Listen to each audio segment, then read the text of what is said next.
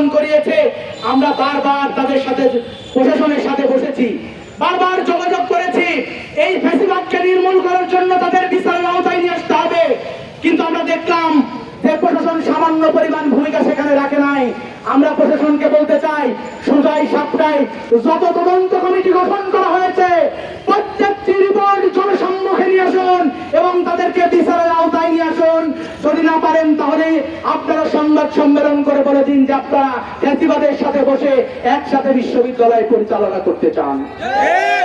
ছাত্র শিবিরের বিরুদ্ধে ষড়যন্ত্র করেন, ছাত্র শিবিরের বিরুদ্ধে সরকারি দলের যে ছাত্র সংগঠন, সেই ছাত্র সংগঠনের উদ্ধত্ত কোনো বক্তব্য আমরা বেশ কিছুদিন যাবৎ লক্ষ্য করছি।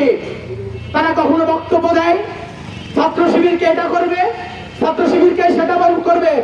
আমরা বলতে চাই যে আমরা একটি বন্ধুত্বপূর্ণ সম্পর্কের মাধ্যমে ক্যাম্পাসে সুস্থ এবং সুন্দর রাজনীতি শিক্ষার্থী ভাই বোনদেরকে কল্যাণের জন্য উপহার দিতে চাই। যদি মনে করেন যে আমাদের সুন্দর কল্যাণ এবং সুস্থ রাজনীতি আপনাদের কাছে দুর্বলতা মনে হয়, শুধু এতটুকু মেসেজ দিয়ে রাখতে চাই, ছাত্র শিবিরের বিরুদ্ধে চট্টগ্রাম বিশ্ববিদ্যালয়ে যদি কোন ষড়যন্ত্র করা হয় পরিস্থিতি কিন্তু আমি স্বাভাবিক রাখবো না। সুন্দর রাস্তায় হাঁটুন, সুন্দরভাবে চলুন, চা খাওয়ার যেই সম্পর্ক আছে সেই সম্পর্ককে আপনারা কল্যাণের মনে করুন।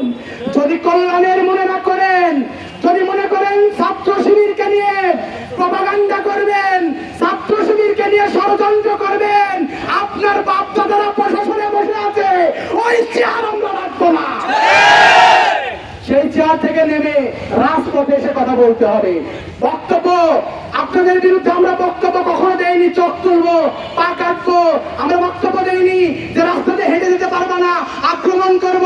কিন্তু আপনাদের বক্তব্য খুব শুভকর লক্ষণ লক্ষ্য করা যাচ্ছে না। এই বক্তব্য যারা দেন স্পষ্ট করে করিয়ে দিতে চাই, চট্টগ্রাম বিশ্ববিদ্যালয় শহীদ মামুনের ক্যাম্পাস, শহীদ মুজাহিদের ক্যাম্পাস, শহীদ মাসুদ বিন হাবিবের ক্যাম্পাস, এই ক্যাম্পাসে ছাত্র শিবিরের শেষ রক্তবিন্দু পর্যন্ত লড়াই আর সংগ্রাম করবে। এক বিন্দু মাটি আপনাদেরকে দিবে না, দিবে না।